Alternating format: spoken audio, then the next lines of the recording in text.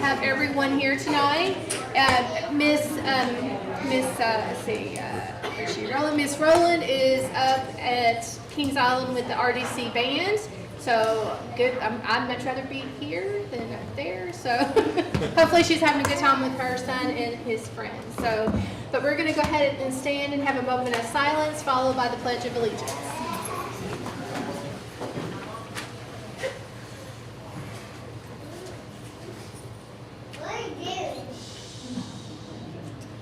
The pledge. I pledge allegiance to the flag of the United States of America and to the republic for which it stands, one nation, under God, indivisible, with liberty and justice for all. You may be seated. Okay. We will now review the agenda, and do you all have any changes or anything we need to move? I have one. Okay. Under internal board business, if we could take the partners education off, they've asked to actually go in June. To go in June? Okay. Mr. Gates is not feeling well. Not feeling well. Okay. All right. All right. And we'll give Mr. Dorsey a second to see if there's anything he wanted to change on the agenda. No, I'm good. Okay. All right. So we just need to, I need a motion to adopt the agenda. Adopt the agenda as amended. Okay, I have a motion by Mr. Kaiser. Do I have a second? I'll second. Second by Ms. Thomas. All those in favor say aye. Aye. Motion passes 4-0. Okay. Our next agenda item is consider approval of minutes for May 6, 2025 special board meeting. Do we have any changes or amendments? No. Yeah. Do I have a motion? I'll make a motion. Okay, Ms. Thomas, I'll second. All those in favor say aye. Aye.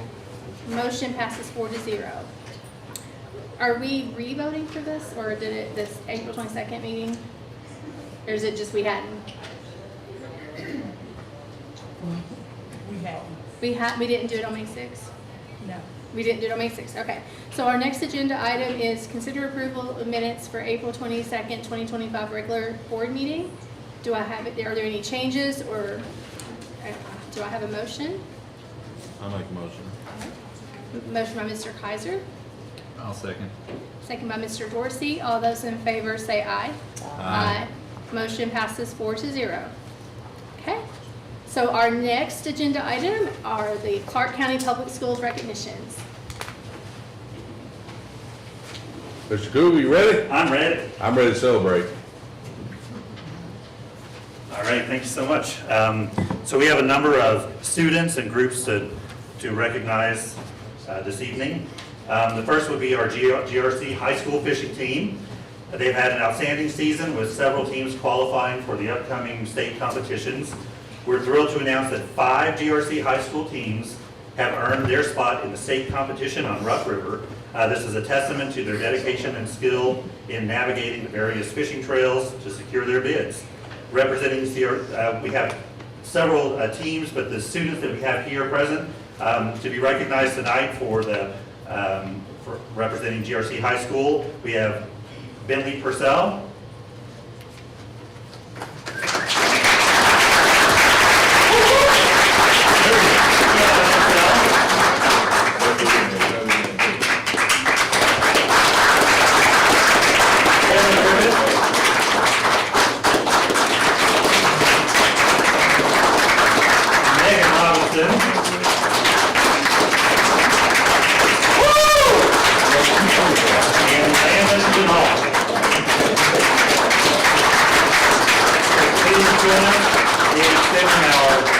Congratulations to all of these talented anglers and their dedicated boat captains.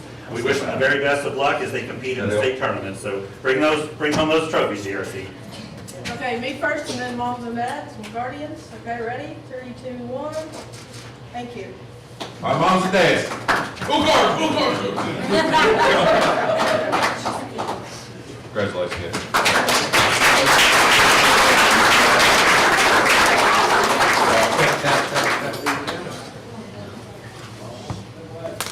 Good job, good job. We gotta go too. Oh, no, what? No, you don't want to. I mean, We got lots to celebrate, sir. oh, okay. We've been here 4 hours. Take a deep breath. And I thought kind of slow. So our next group to be recognized is the Clark County Public Schools Star Elementary State Track Meet participants that recently took place in Goshen, Kentucky, bringing together young athletes from Concrite, Justice, Strode Station, and Baker Intermediate schools. A fantastic group of 22 students competed, showcasing their talent and dedication. So Baker Intermediate truly stood out, finishing an impressive 8 out of 38 teams. This remarkable achievement is a testament to the hard work and spirit of their entire team. And I'd also like to give a special congratulations to Braylon Bell from Baker Intermediate, who achieved an unprecedented feat at the meet. Braylon broke 3 state records in all 3 events she participated in, the 100-meter dash, 200-meter dash, and the long jump. This is an historic accomplishment, as it has never happened before at the elementary level, which is an amazing thing. She also represented, I just got this past weekend in the middle school, and Mr. Costin has informed me that she placed 19th out of 65 runners at the middle school level in the 100 and 200. So that's really a remarkable feat.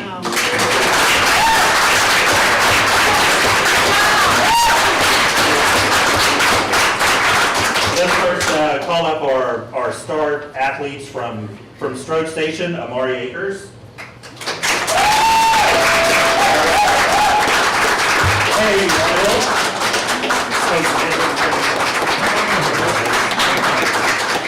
Caleb Coder. From Justice Elementary, Caitlin Prego.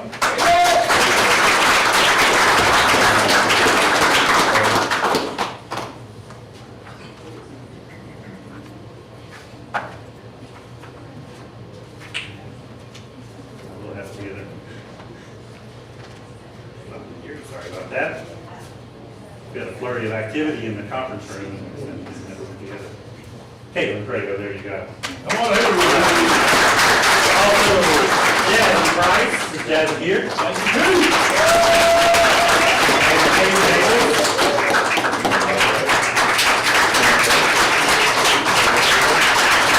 Please represent the elementary group. You want to get a picture with these folks? And then we'll- Absolutely, we'd love to. I'd also like to mention, I'm not sure all the coaches that are here, but Michael Costin, Stormy Wesley, Andrew Thurman, Jay Smith, Scott Crago, Robbie Hill, Robert Bell, and Chandra Bell. If you're here, please jump in and be part of those pictures with the Mr. Hamilton. Absolutely.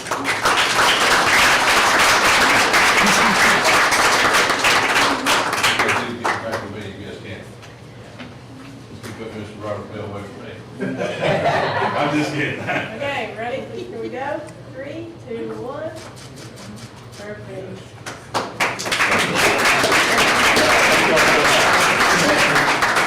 So you might as well hang out in the wings if you felt that with Baker too.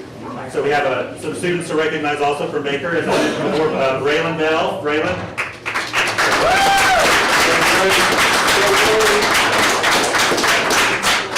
Bailey Cockright. Hi, Ferguson.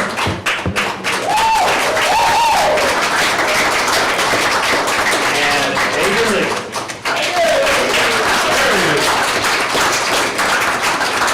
I believe that represents our Baker students that are here. So Congratulations, sir. Coaches, come on back.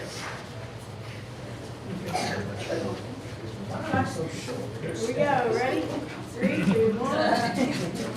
Perfect. all right, congratulations to the Star Elementary track team members.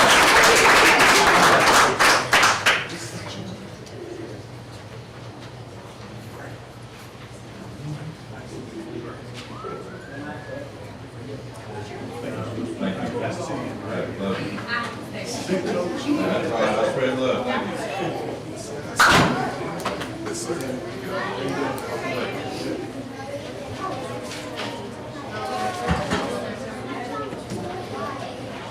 All right, this next achievement is really a remarkable achievement. We have 2 students that scored a perfect score on the ACT this year, and one of those students is With us tonight, Elijah Strain. Are you out there? Elijah, come on in.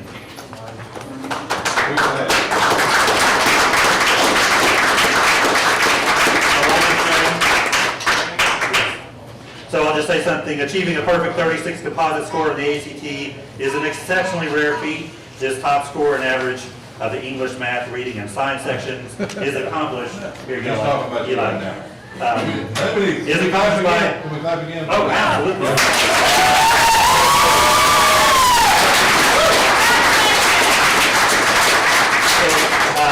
Scoring a 36 on the AT is accomplished by less than 0.2% of test takers each year. So please extend us and extending a huge congratulations to Elijah for this truly remarkable accomplishment.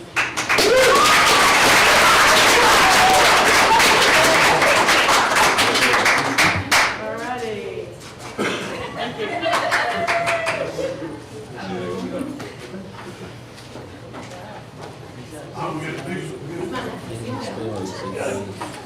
All right, next up is scholarship and service.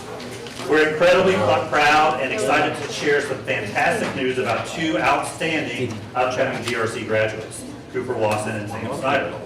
Cooper has been granted a highly prestigious, full tuition, full 4-year national scholarship from the ROTC program. This is an amazing accomplishment, reflecting his exceptional dedication and hard work. So Cooper, there you go.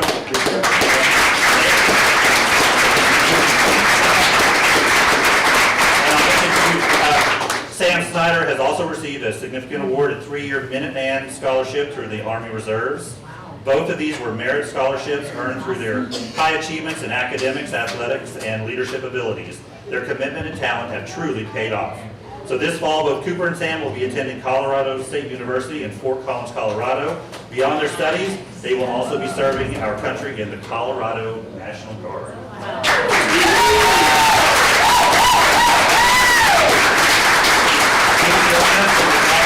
Remarkable young men for their hard work over the years and choosing to serve our nation. We couldn't be prouder.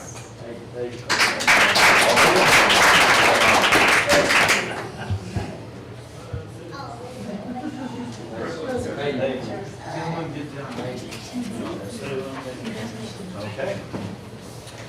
Our next recognition goes to, this is related to our interpreter co-op that was started this year. This is the group of students that went through in the fall was the first group of students that we're aware of in the country that completed the medical interpreter certification program in all of the United States. And so we also had a student that completed this spring, Jaden De Leon Lopez. He has embraced the importance of the Equity Coalition, and Donna Carter, I think, is here. Okay, hi Donna. The Equity Coalition and the University of Kentucky Healthcare System has embraced the importance of first-hand experience and training when introducing students to potential careers within the medical field. We also see the need and demand for qualified interpreters in the medical field and within our education systems. We recognize that training paired with exposure to the actual workplace observation is a fundamental key to success and future recruitment of students for various talent pipelines. So please welcome and recognize our student that completed this spring, who's also completed the program, Mr. Jaden De Leon Lopez.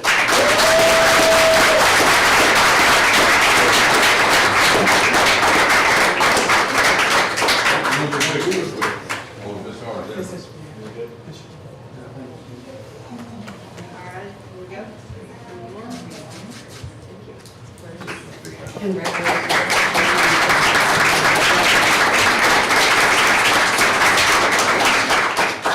right, so we have a few staff recognitions to go through.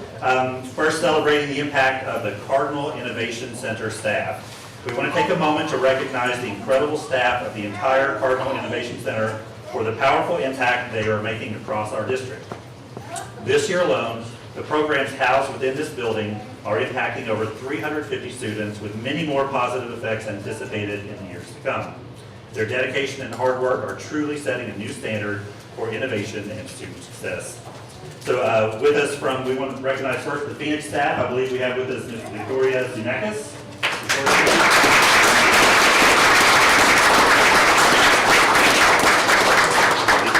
Emily Marquez. Chantel Akers.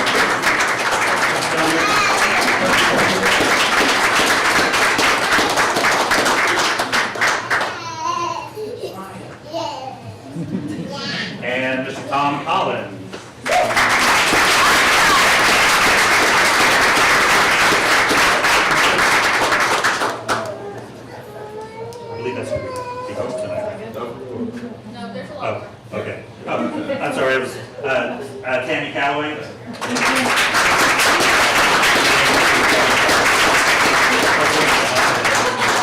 I wasn't leaving that to go away. Is it made of everything?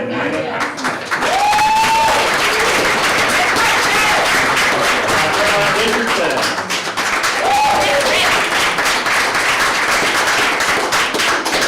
Haley Turner.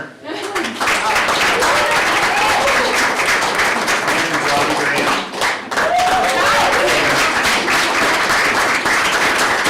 Mike Murray.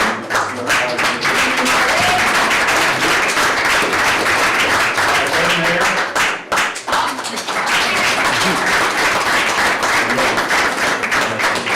Christina Covington Jones.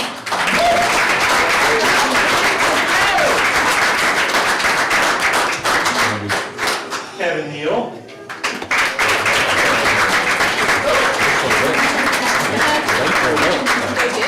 It's an honor. Clyde Patterson.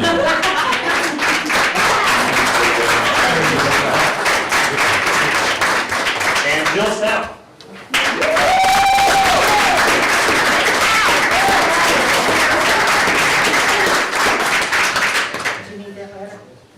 This dedicated team consistently provides a safe, supportive environment for students seeking a new start. They achieve this by expertly combining high expectations with truly individualized care, helping students navigate challenges and succeed. So, let's give them a round of applause.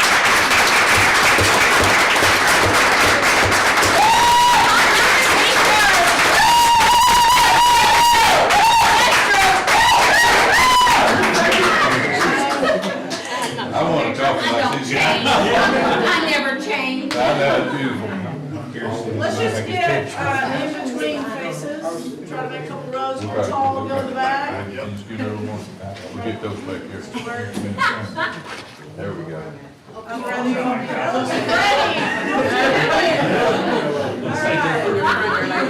Okay, here we go. 3, 2, 1. Kevin, can you go that way? Kevin? That way. Yep, that's Kevin better. Holland, right? Better, okay. Great, thank you all.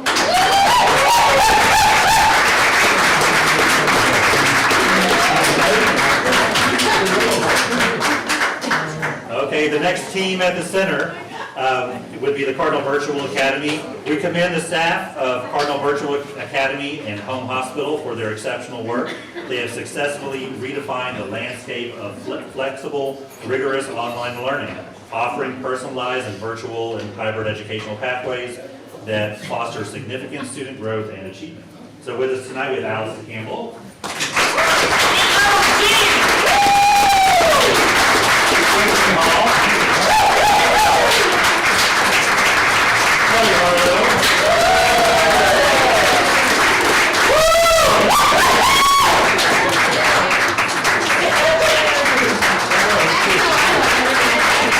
Congratulations to the Cardinal Virtual Academy.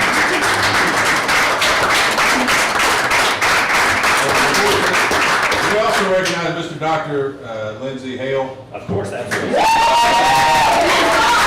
can see his picture, yes. I know you love that, so I want to make it that easy. You win a picture. All right, ready? 3, 2, 1. Perfect. All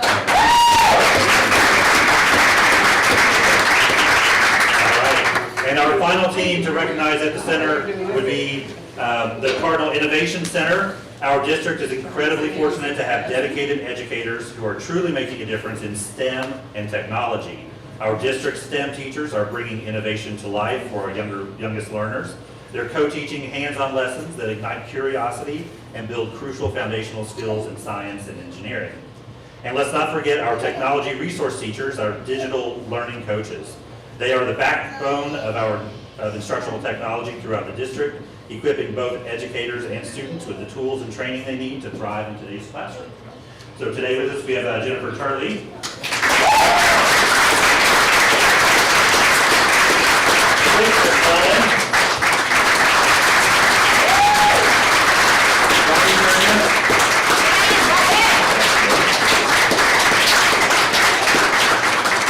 And Stacey Carrington.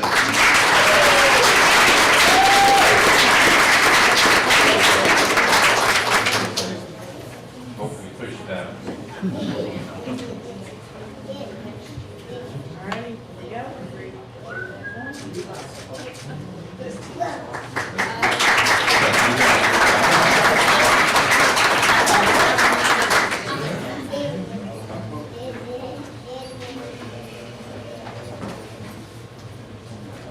All right, so we have one more greatness to acknowledge.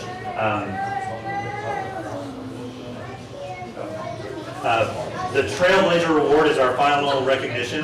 The Trailblazer Award is a recognition given to individuals or organizations who have made pioneering, innovative, and significant contributions in their respective fields, often by creating new paths, challenging the status quo, or inspiring others. These awards generally celebrate those who have gone beyond established norms and demonstrated exceptional leadership, vision, and commitment. Tonight, we want to take a moment to express our sincere gratitude to an individual whose innovative thinking, meticulous planning, and collaborative spirit for CCPS. Her dedication truly makes a difference, and it's clear how much effort she pours into everything she does. Thank you for consistently going above and beyond on behalf of Clark County Public Schools, Kelly Ficken.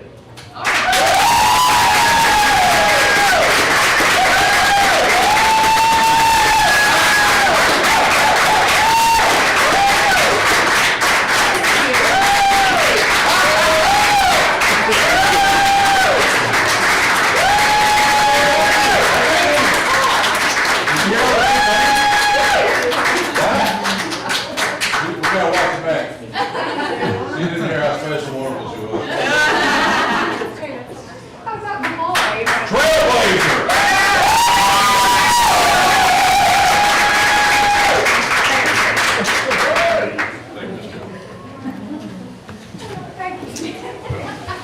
All right, thank you, Mr. Kugel. That was awesome. Do we have any public comments? Can someone check for me, please? All right, then we'll move on to our next agenda item, which is student learning and instructional services. And Ms. Kelly Fithen, our Trailblazer. Can we say Kelly Fithen? Trailblazer. Trailblazer? I said innovator, but it's Oh. Trailblazer. Trailblazer. Trailblazer, yeah. Good evening. Tonight, our instructional spotlight will focus on our early learning department and also our Cardinal Innovation Center. So I'm going to ask, she might still, oh, there you are. Right over here, still in the hallway. Ms. Jill Blanton, she is our Director of Early Learning, and she'll give an overview of the Cardinal's Nest, our aftercare, and the preschool. Good evening. Bring up the team. Yeah, bringing up the team. Come on, friends. Don't be shy. All right. So thank you for allowing us to come this evening and spotlight the great things that are happening in our early childhood realm of the CCPS school system. And I'm not going to stand up here and talk the whole time because the amazing things that happen is these folks right here that make those amazing things happen every day. So we'll start with the Cardinal's Nest, and this is Gail Ricketts, and she's going to talk a little bit about our little baby cards in the school system. Hello, I'm Gail Ricketts, the director of the Cardinal's Nest.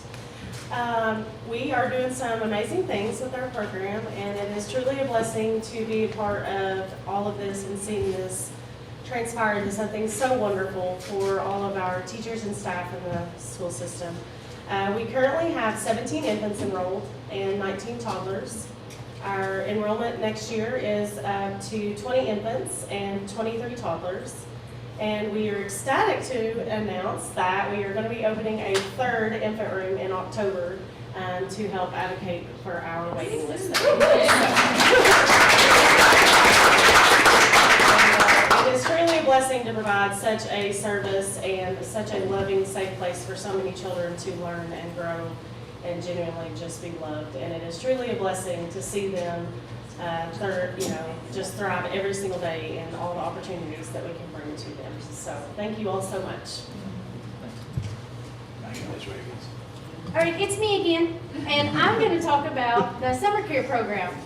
So this is our first go around of summer care in the Clark County Public School System, and we have had a huge enrollment to where we are at capacity right now for the number of teachers that we have in our program. And so right now, our sessions run from May 27th. Today was our first day of summer care. Woo woo.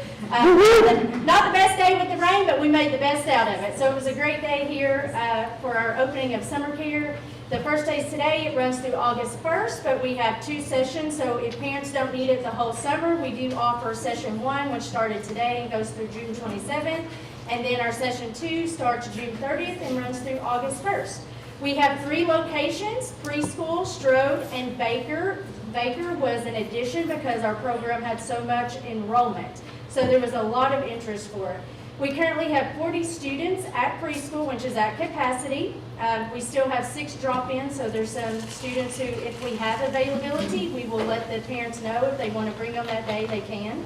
We have 60 students at Strode, which again is at capacity. We have 16 drop-ins there. So I think there'll be a lot of interest in those opening spots every day. And then we have 30 students at Baker with 6 drop-ins there. So like I said, today was our first day. It's been a successful day. We still have people enrolling because they thought that the May 9th was the cutoff, but it is not. So we do still have people enrolling. And I actually just had a conversation with Ms. Bittman that potentially looking at growing at Baker in the next few days because we have such an interest. So this has been great. It's been awesome. So that's just a little bit about the summer care program. And next I'm going to introduce Allison Nelson and Marianne Trimble, and they're going to talk about preschool.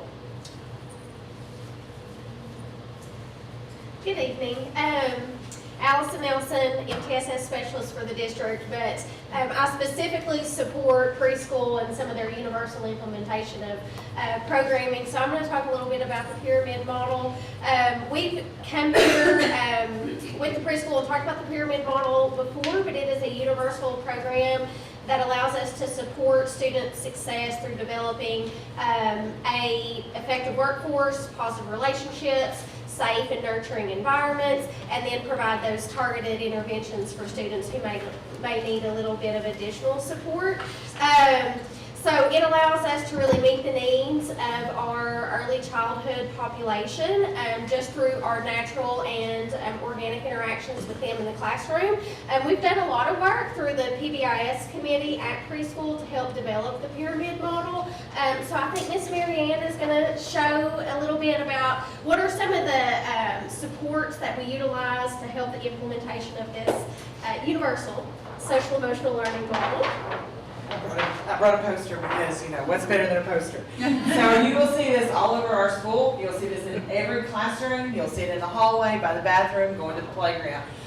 We have 3 kind of, I say golden words because they are golden at our school, and our kids can tell you: be respectful, be responsible, and be safe. And we break those down in everything that our kids do every day. So mealtime, to outside time, to all the way down to if they're walking in the hallway. And the same thing in the classroom. We break those down into their small groups. Every center has a matrix. And so you'll see this throughout our entire building. And this is our guide. And if you say it incorrectly, if you say be responsible first, they will correct you and tell you have to be respectful, then responsible, and then you can be safe. So it's amazing to see the kids do that. So what do we do with this?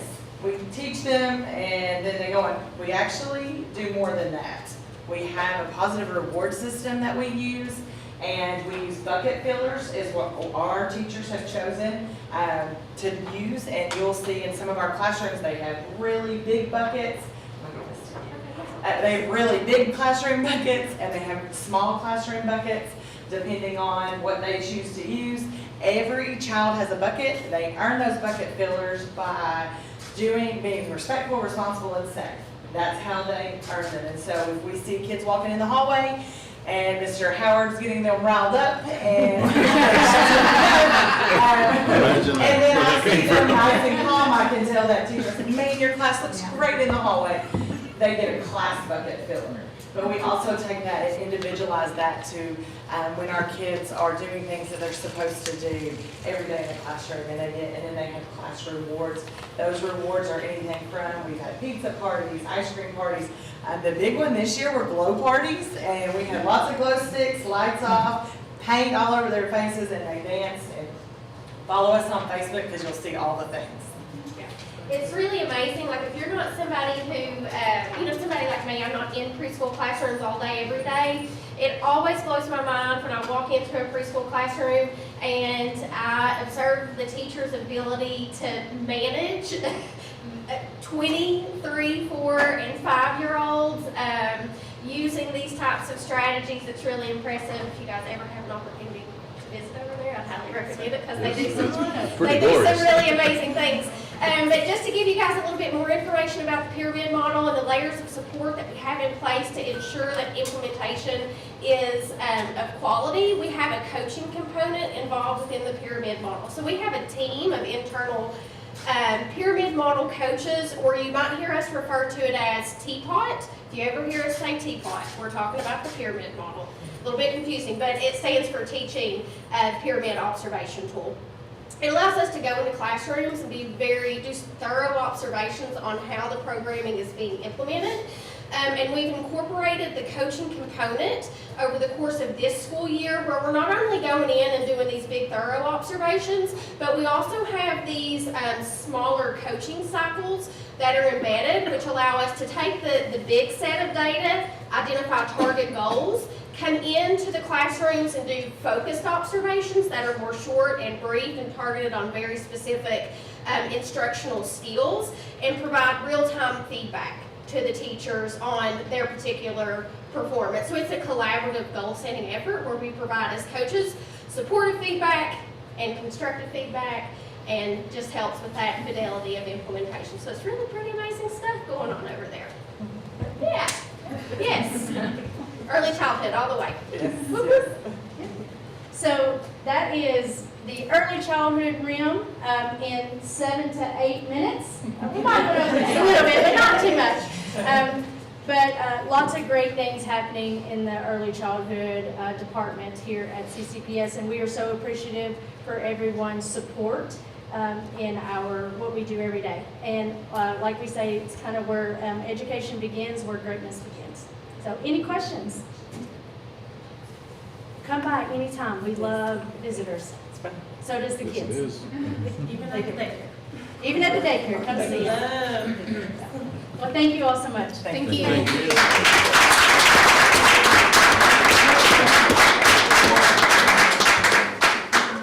This year has been very exciting because we have had the opportunity of opening up the preschool and then also opening the Cardinal Innovation Center.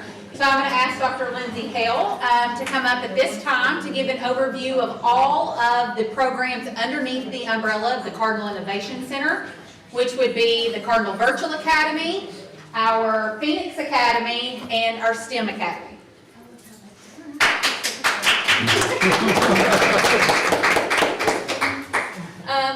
Thank you very much. So, as you saw earlier, we had our entire staff recognized, and to me, that's the meat and potatoes of tonight. I'm super proud to be working with them. They're all gone now, but I wanted to say I'm super proud of the job they've done managing the transfer from one building to another, and they just handled everything with beauty and grace, and I couldn't be more proud, so I appreciate them. But instructionally, we'll start with CVA. So we ended the year, and we fluctuated up and down, of course, but we ended the year this year with 279 students. Wow. Yes, and I agree. So the other little piece of information is we ended the year with 279.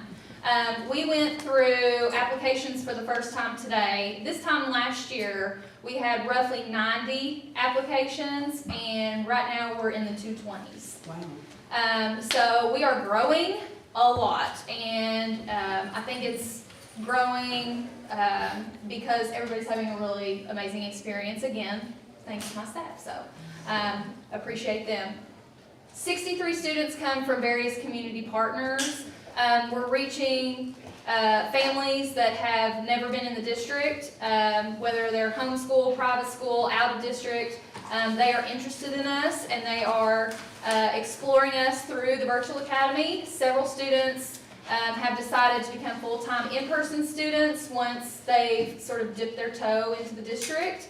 Others remain virtual, but are having a great time and telling their friends and family, which is why we're growing so much in that sector.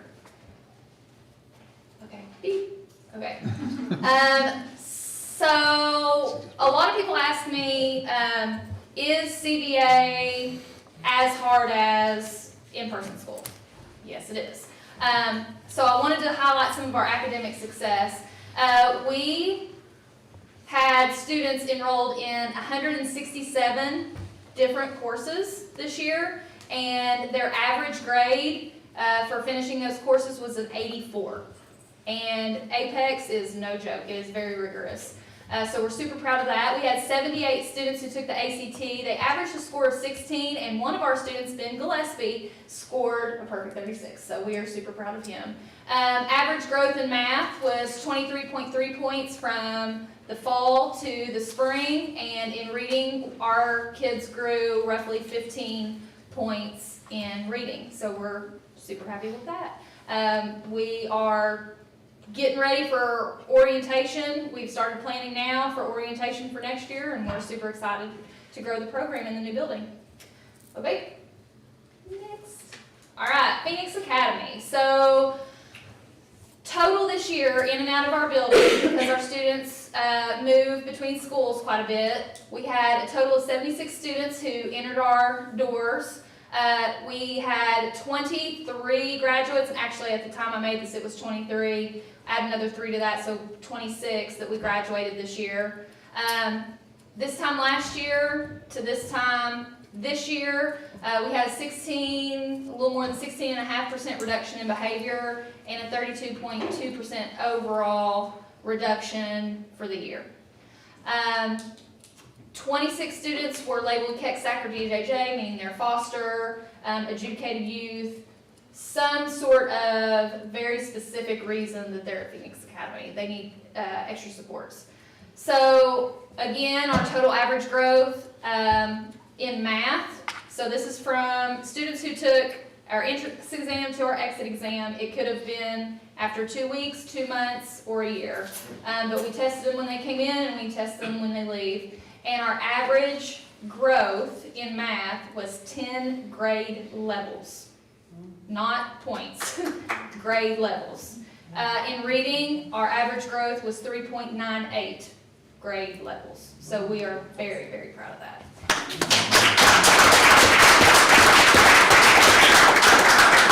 Again, totally because of the staff.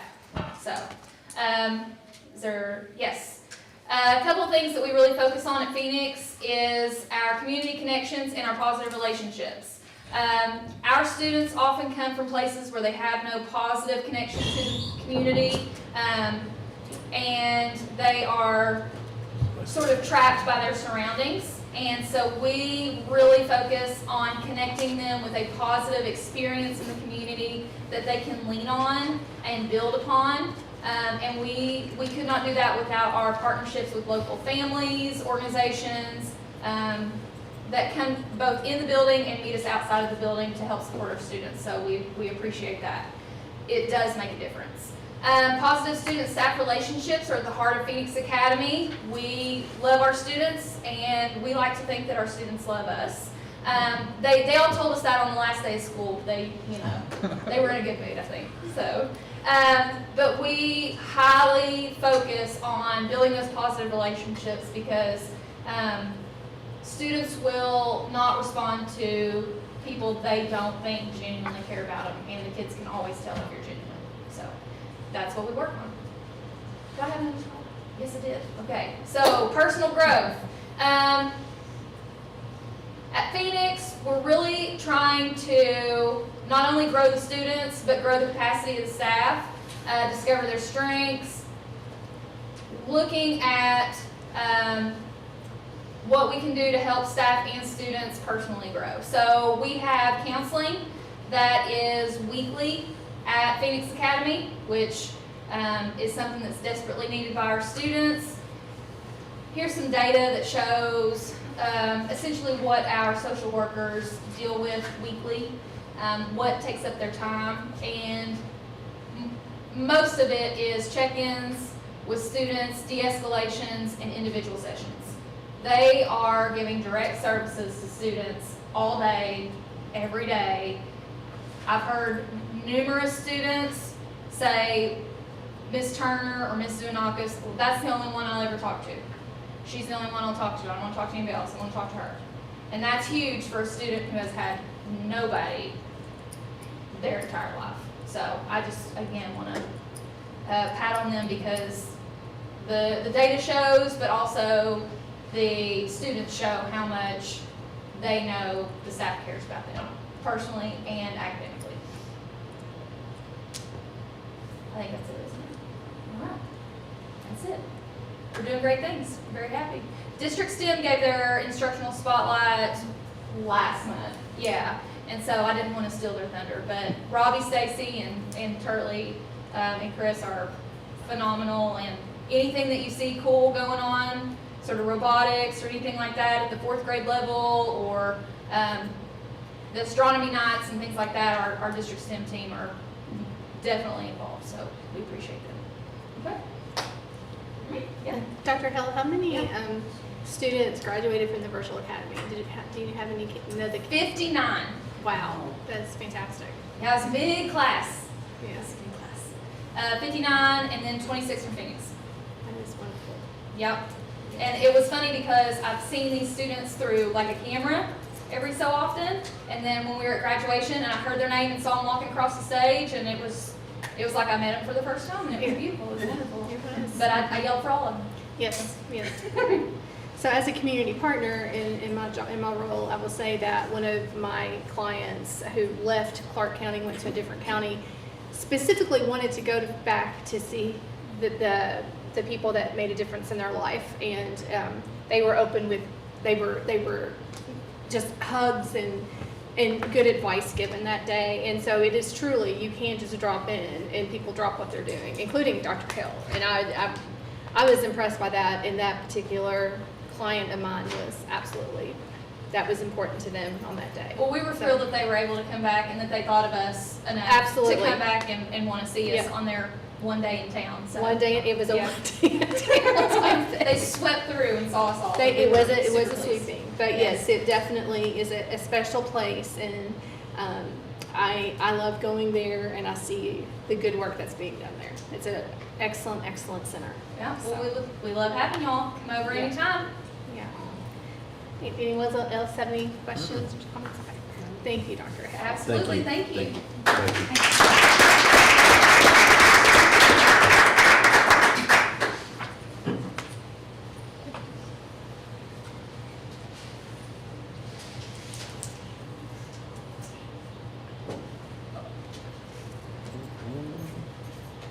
Are you? Yeah, I'm just waiting for the next one. Oh, was I supposed to say it? You're good.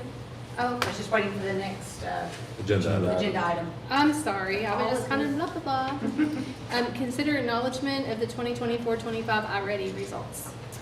Okay, so before you tonight, we have our iReady Universal Screener results from the year. This is given in both math and reading, starting in grades kindergarten through 8th grade. The screener is given 3 times a year, except for kindergarten, that was only given twice because they start the year with a different screener that is dictated by the state that we give. So in 1st through 8th, they take it 3 times, one in the fall, one in winter, and then again in the spring. So tonight you have results. I will not go through every single slide because it does break it down for every single grade level in both reading and math. But you will note that this is one data point that we use to guide our instructions, to make decisions, to guide professional development and learning for our teachers. It also helps us guide our instructional resources that we use with our students to see if they're working, if we're making gains. As you will notice, if you go through every single one of the slides, we are making significant gains across the board in both reading and math. As always, we have work to continue to still do, but I am happy to report that we have made gains across the board. I significantly look at the gains made from window 1, which was taken August, September, up until the spring window. Grades 3 through 8 take the spring assessment starting in March, the 2 weeks before spring break, We like to give our tested areas, our state tested areas, grade levels, those assessments before we leave for spring break. That way we can make any adjustments when we return from spring break prior to the state assessment. And then after spring break, kindergarten first and second take their assessment as well. Grades 3 through 8, their assessment is taken a little bit early because, as you'll notice, they still have instruction that goes on in April and in May. So it is not a true reflection of all the learning that takes place, but it does guide what we do throughout the course of the year. If you'll notice, the green means that they're on grade level or above grade level. The yellow signifies 1 grade level below, and the red signifying 2 or more grade levels below. The growth that happens in one school year, if a student is 1 grade level below, usually we can catch that student up within that particular grade level. So we really are looking at if a student is on grade level or just 1 below. Usually we can catch them up within the course of 1 school year. If a student is 2 or more grade levels below, that usually takes a little more time to get them on grade level. This data we do specifically look at with all of our administrators. We do a data analysis session. We have worked through that with all of our administrators already at the end of the school year. And then that is also taken down to school level, grade level teams, so they can analyze the data, make decisions, and then reflect to see what we need to change and do better for the next school year. Any questions? So I'm just noticing in the the 6th, 7th, and 8th, we have 1/3 of the students not on grade level. Is that in that red? It's grade level below, correct? Are you looking reading or Both back? of them. Okay. They're both that way. Right, and specifically if I'm looking at just like a 6th grade reading, I'm looking at the green and the yellow designating they're on or above, and then Right. 1 grade level below. So 6th grade reading, we're looking at 69% of our students fall in that range. So what are our goals to help that other 40%?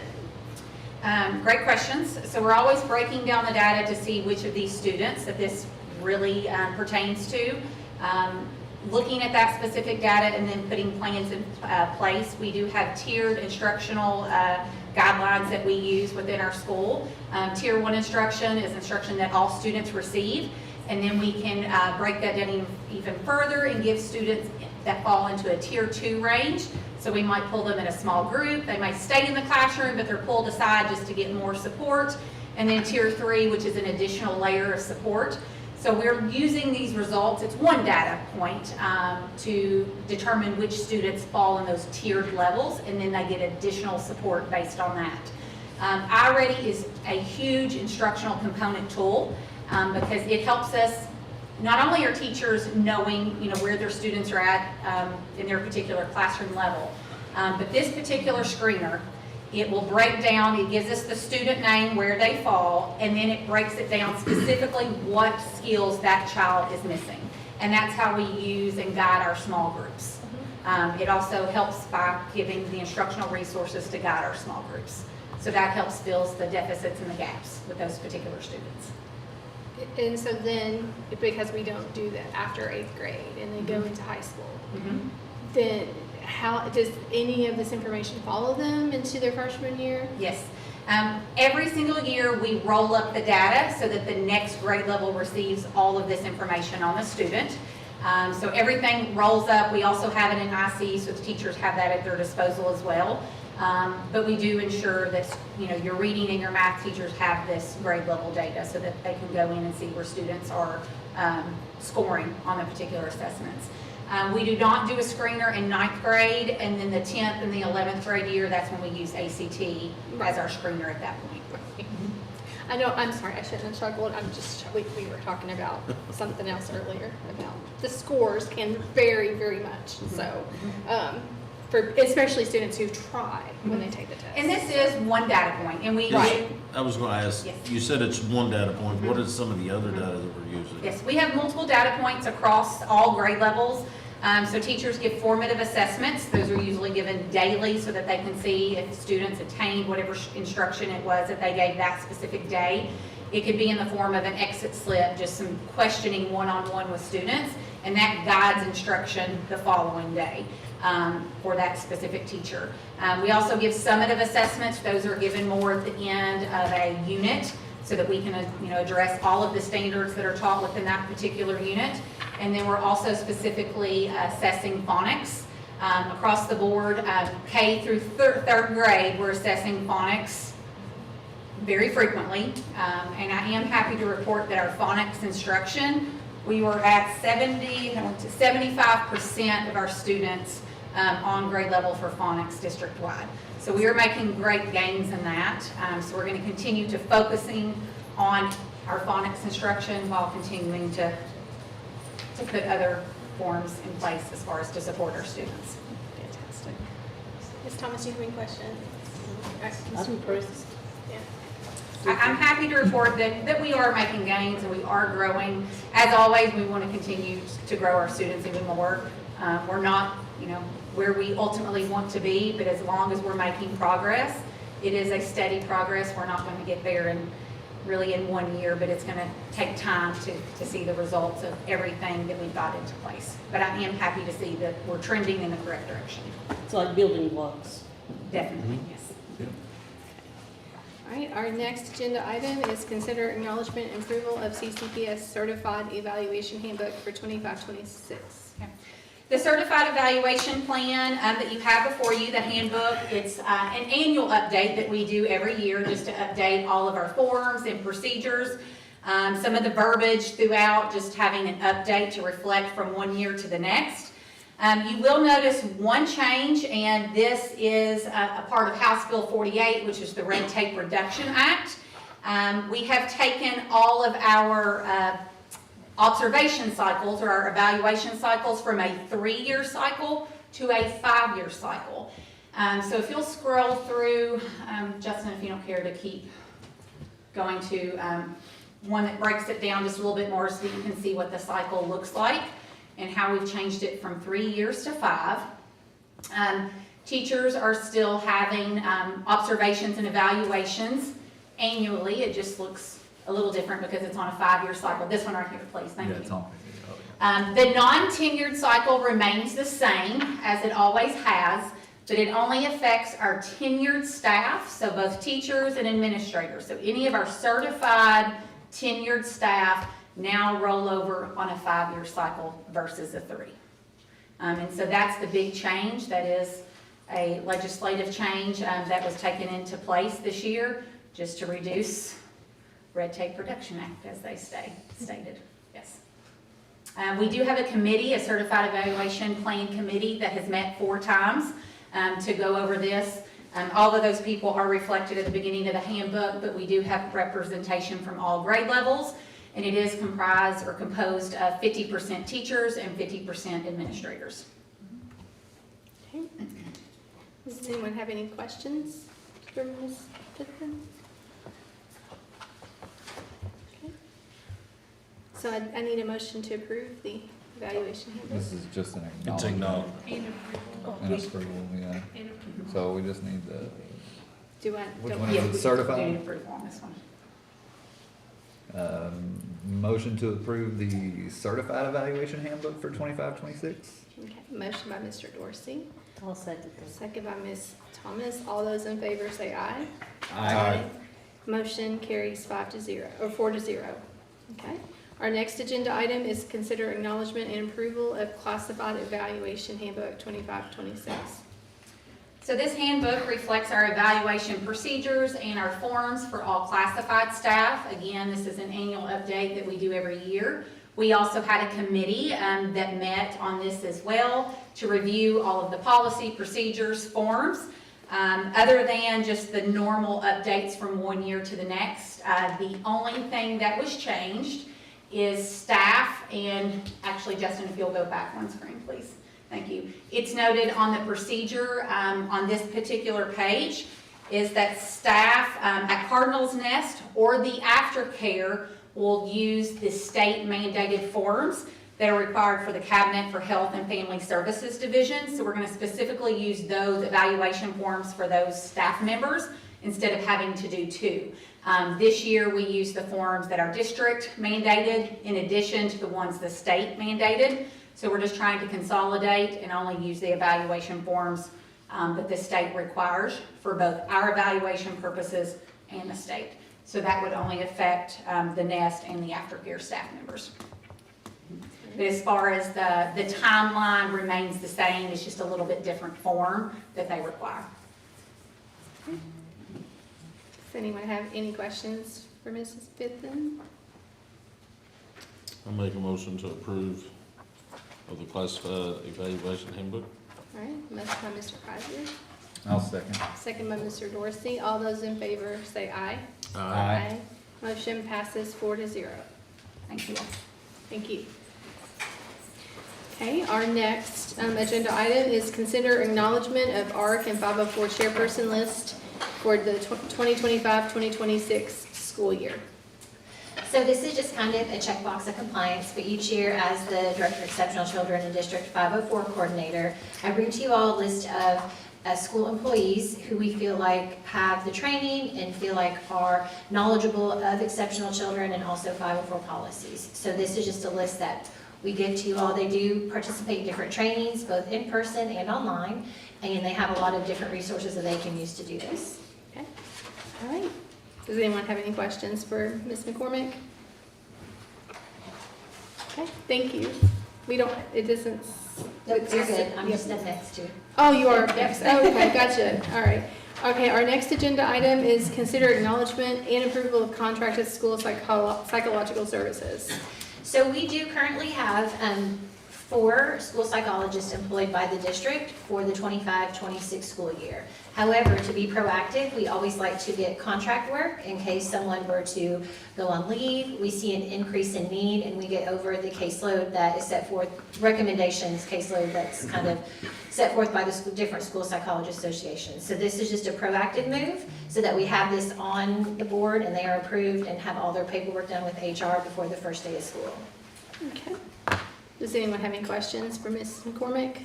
Did we use these same people last year? Yes, sir.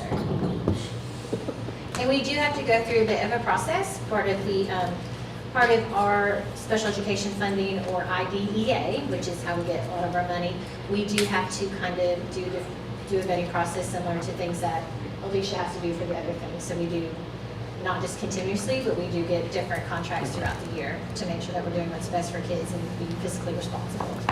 All right. Thank you. Any other questions? Okay, I'll make a motion to approve of the contracted schools psychological services. okay.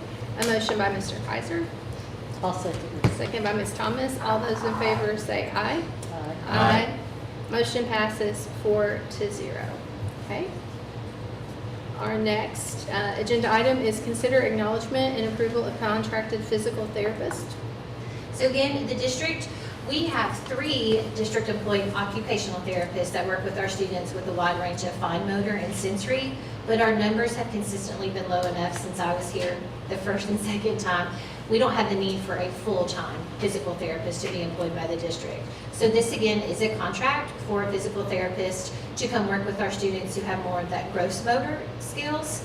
And this is just to approve to provide those special education minutes on the students' IEPs. Does anyone have any questions for Ms. McCormick? Okay.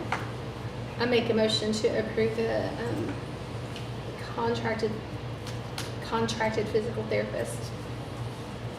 In favor, say aye. Aye. Motion passes 4-0. Thank you. And I just want to give you a little heads up. So you might see some more of these on June and July, because again, we like to be proactive and get as much things going. But as soon as we get them, I want to get them to you all. That way they don't get lost in the summer schedule. So thank you. Sounds great. Thank you. Thank you. Okay, our next agenda item is consider approval for emergency teacher certification for 2025-2026, Dr. Tammy Parrish. Yes, so this is just a proactive measure as well. Staffing right now for Clark County Public Schools looks amazing, so hope we don't have to use it. I didn't get a BAM. Bam! I was trying to be there. Okay. Hopefully, we don't have to use it, but in the instance that we do, we'll have your approval to do so for next year. All right. Does anyone have any questions for Dr. Parrish? Yeah, I don't understand. So what is this? So basically, we have to make a request to the Kentucky Department of Education that says we can't find a certified or fully highly qualified teacher. In that instance, then we would take the board approval to the Kentucky Department of Education that says we've vetted applicants and we just don't have someone that's certified maybe for foreign language or chemistry, because those are positions that are a little bit harder to fill. So, but we've also put other things in place to try to fill those positions. So right now, we're looking pretty good, and hopefully we don't have to use it, but if we do, we have your approval to do so. Okay. So the KDE, basically, the Educational Professional Standards Board, gives an emergency certification to someone who has a bachelor's degree in something other than the area in which they're going to teach. Okay. So you might Makes have an sense, accountant apply for a math position at the high Yeah. school, even though they're not a teacher, we could emergency certify them if we couldn't And find. how long does the certification last? I mean, so if you deem somebody to be certified, how long can they continue to work on that? It's a one-year certificate. Okay. Thank you. Any other questions? Okay, just need a motion. I'll make a motion. Okay, a motion by Mr. Kaiser. I need a second. I'll second. Second by Mr. Dorsey. All those in favor say aye. Thank you. Motion passes 4-0. Thank you, Dr. Fisher. All right. Our next agenda item is acknowledgement of monthly CCPS financial update by Ms. Alicia Ellis. Alrighty. So in looking at total receipts this time compared to last year, we're down 1%. Expenses were up 1%, so we're still right within that margin of the same time last year. Taxes still on track. Looking at what we just collected,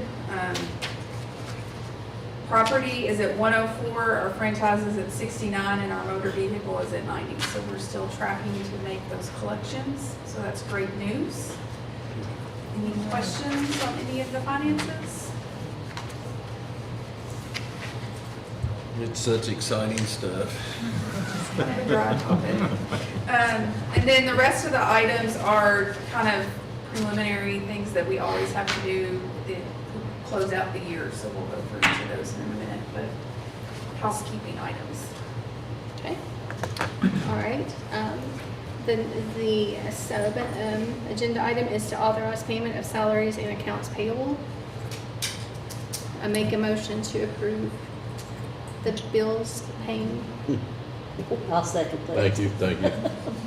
All right. All those in favor say aye. Aye. Motion passes 4-0. Okay, our next agenda item is consider approval of capital funds request. So this is something we do at the end of every year in May. Any of our excess capital funds, which means our building monies that we get from the nickels and what is required in SEEK to put in there and the matches from the state, we pay our debt first. So all of our bond debt gets paid off first. If we have any capital projects, BG projects, we would use it on those. And then if we have excess that we haven't committed anything to, because that is such a restrictive source of money, the state gives you the ability to move that over to your general fund and unrestrict it for certain things. So example of what we're taking this against is our KISTA debt, which is our bus bonds that we pay out of Fund 1. So we're allowed to move capital funds over and cover that. Also, like utility bills, property insurance, that type of stuff that is expenditures operational wise, they let you move that from the capital fund. Once you've paid all your debt, you can move it over to general fund to cover that kind of stuff, which then kind of gives us a pot of money to do something else with versus strictly building. So that's a little over 1.4 million that we'll be moving. We had budgeted that in a transfer revenue on our budget, so that's already in the budget to account for that money. We just have to go through the formal action of approval to move it from one source to another. Does anyone have any questions for Ms. Ellis? I'll make a motion to approve the capital fund request. I have a motion from Mr. Kaiser. Do I have a second? I'll second. Second by Mr. Dorsey. All those in favor say aye. Aye. Motion passes 4-0. Okay, our next agenda item is consider approval of fidelity bond for 2025-2026. So as the treasurer of the board, I have to be bonded. So this is, I have to renew that every year to bond me as your treasurer. Anyone have any questions for Ms. Ellis? Motion to approve fidelity bond for 25-26 for Ms. Ellis. Motion by Mr. Dorsey, Second. second by Mr. Kaiser. All those in favor say aye. Aye. Motion passes 4-0. Okay. Our next agenda item is consider approval of reserve balance for sick leave payable. So a KRS from the legislation basically says that we have to set aside in a liability account 30% of our sick leave possible payout. Anyone who is eligible to retire, they get a 30% payout from us. So I have to set aside 50% of that 30% amount. I know it's a lot of numbers, but it's a requirement and it's 15%. part of the way fund accounting works. Anytime you commit or reserve a balance, the board has to approve that. So this balance changes every year end, so I have to get you all to approve the balance that I'm going to be changing when I do all the year end entries. I don't know that amount yet until we finalize payroll and close everything off, but just again, proactive to say that you're going to let me do that in the year end closing process. Does anyone have any questions for Ms. Ellis? Okay, I make the motion to approve the reserve balance for sick leave payable. I'll second. Second by Ms. Thomas. All those in favor say aye. Aye. Motion passes 4-0.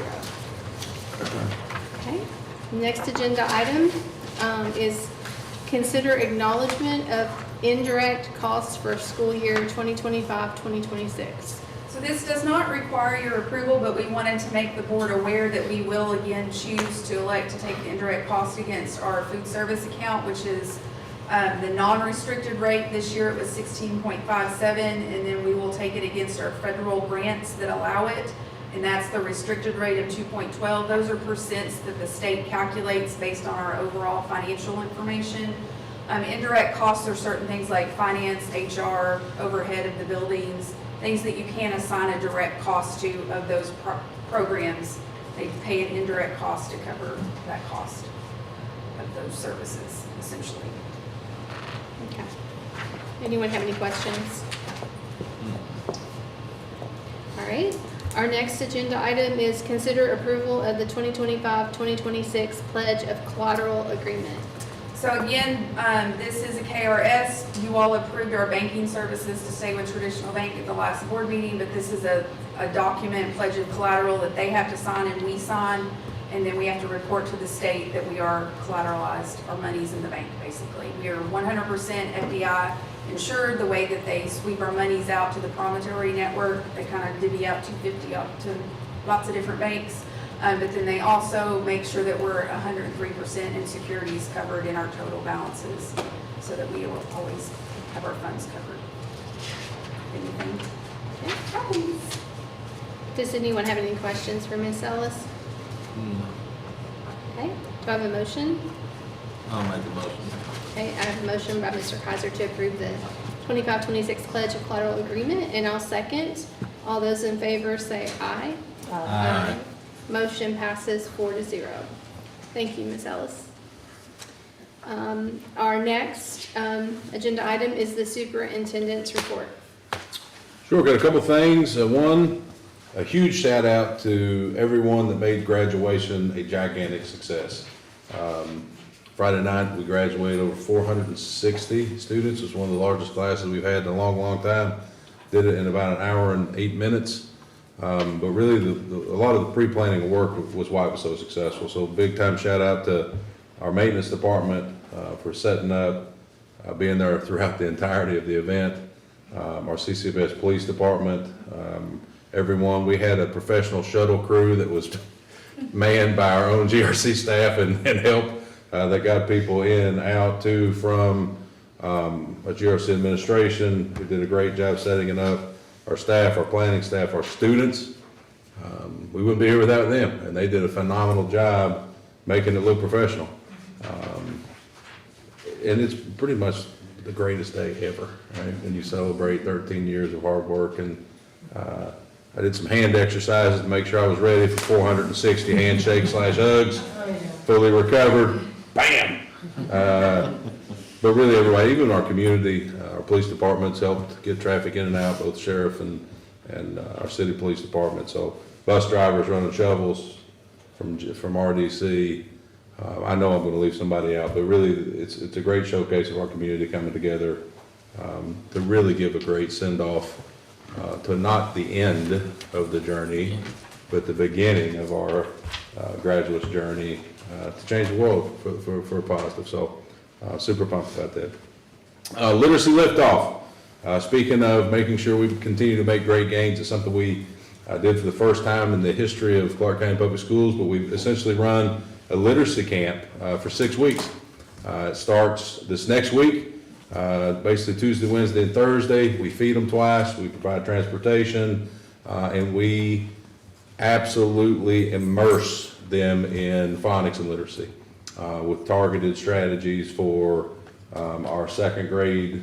Did we ever go? First grade, so that we don't have gaps. Essentially, if a student can read by the third grade, they will be successful in life. And a lot of times we lose a lot of the gains we've made that you guys saw on the iReady report because they go home and they don't have engaging opportunities. They don't have learning that happens at a rigorous level with reading instruction and math instruction. So we've really targeted with reading. I think last year, and again, we'll give you a report at the end of the summer that will outline the successes that the staff have provided our kids. It was uncanny growth last year. We're hoping to double down on that this year. Also, if you're a parent or a family member or guardian, there was an email sent out today, so make sure and check that on specific information for next year. Things like our online registration, our calendar, our open houses, they're all on there. Also, we're rolling out a district-wide two-way communication tool that will be universal. And that's something that we've lacked as a district for a long time, and it's something we work very hard on. We're going to push that out.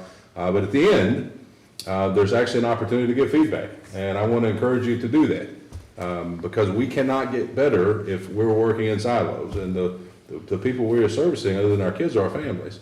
So on there, we want to hear some good things we're doing, good feedback, but if the things we need to tighten up and grow, let us know. And I promise you, we will work our tails off to make it a better experience for our parents and our kids.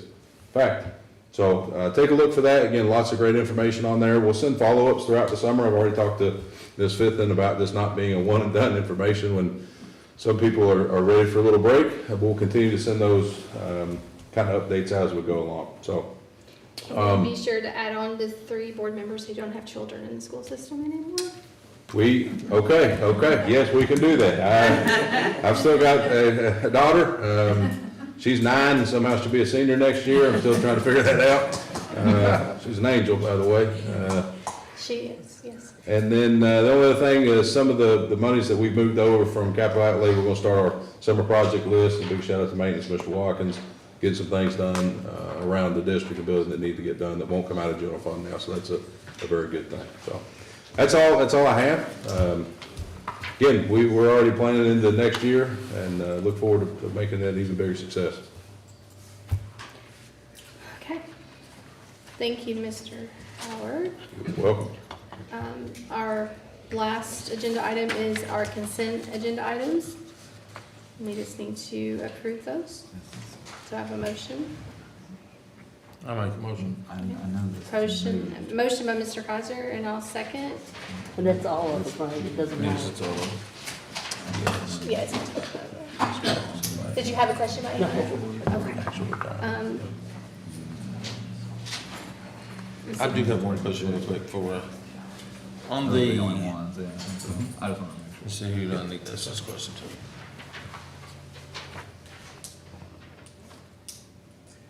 The enrollment numbers.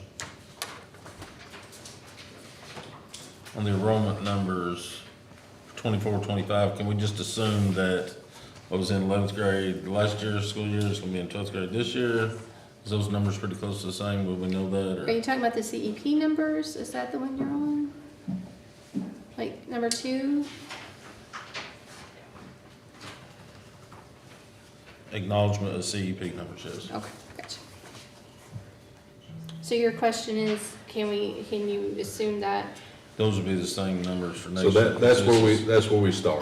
That Again, was last year's 24, 25, correct? And so you just assume we if you roll roll those, those grade. we roll that those number will numbers up, start. same way we do with the building allocations. Okay. The only thing that makes it a little more difficult is it's harder to predict our kindergarten numbers, Yeah. because you can't just take the students that are in preschool, because a lot of our students currently don't qualify. So, we typically take those numbers and round up about 10 per grade, just to make sure that we've got pretty accurate numbers on that.